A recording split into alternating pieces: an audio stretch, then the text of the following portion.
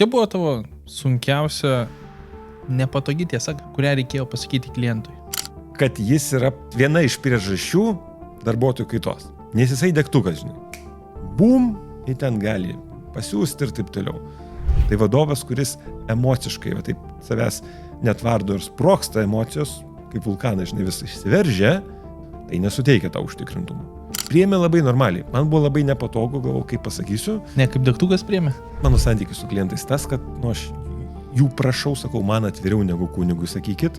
Nes jeigu aš kažko nežinosiu, kas vyksta jūsų versle, mano naudingas patarimas gali būti pavirš žalingo arba nenaudingo, nes kažko nežinojau. Antras dalykas, aš jiem lygiai taip pat viską, ką sakau, aš įspėju, sakau, žiūrėk, aš kartais skambėsiu labai aštriai, bet visą tai, ką aš pasakysiu, tai su intencija tau padėti greičiau pasiekti norimą realybę.